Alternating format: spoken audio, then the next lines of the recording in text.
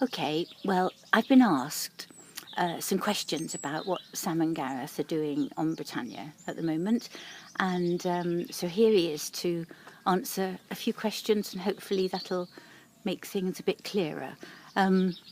First of all, can you explain what a transit rail is, Sam, and what its purpose is?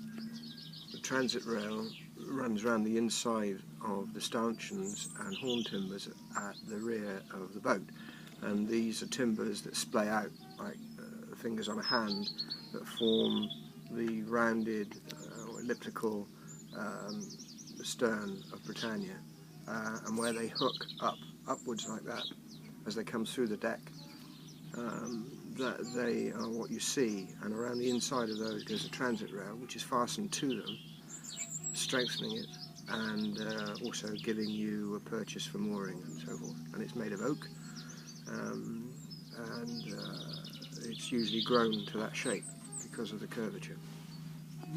Lovely. So why has this one got to be removed?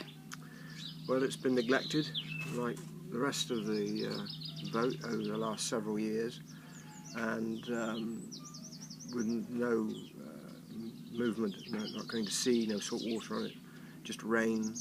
Part of it is rotted. It's made of 3 pieces. Whether they can be saved or any of them can be saved, I don't know. Possibly one might be saved, but we shall see. Okay, and will you use oak to replace it? Yes, again it'll be grown oak, so that'll have to be. We'll have to make a template, and then take that to a wood yard and lay it on some curved pieces, and see if we can get it out of something. I think it's 4.5 inches thick and about 12 inches wide, so it'll be quite a lump of timber. Okay. Got an aircraft going over now, never mind. Strapping ISIS, I should imagine. Okay, well, can you explain what a Lumsden strake is? Lumsden strake is the thick plank in the centre of the bulwarks that runs the length of the bulwarks. Its purpose is for decoration, perhaps. Nobody knows for sure why it's called a Lumsden strake. Some people say that it was a chap who was a boat builder who was actually a sir at the time, back in the 1800s, but I don't know if that's just a story or not. Anyway, it's the thick plank, usually with a cove line struck in it, which runs the length of the bulwarks, both sides. And the strake that is on Britannia is intact, and it's all in one length, is it? Yes, it's one length, both sides, 60 foot long. Made out of? It's made of Scottish larch. Lovely. Well, it's good job we don't have to replace that then. Well, it is. Yeah, quite difficult to get hold of that length of timber these days. Can you talk us through what you and Gareth were doing when you were moving the covering board?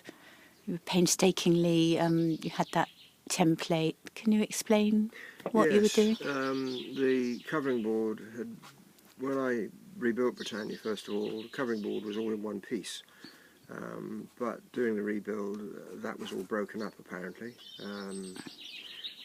and it was put in separate pieces. So there was an inner piece which runs alongside the deck, and an outer piece with pieces let in between each stanchion. And we were removing the outer part, which had been screwed through with stainless steel screws, and each of the screws had been plugged. Well, I was removing the plugs, and the template I was using is just a piece of plywood.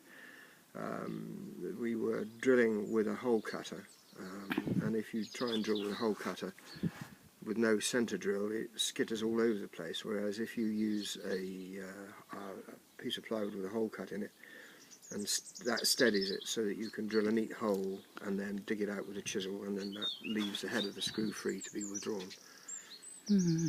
Quite a patient piece of work then. Yes, a bit of a fiddle, but it's all got to come out because all the covering board wants to be removed.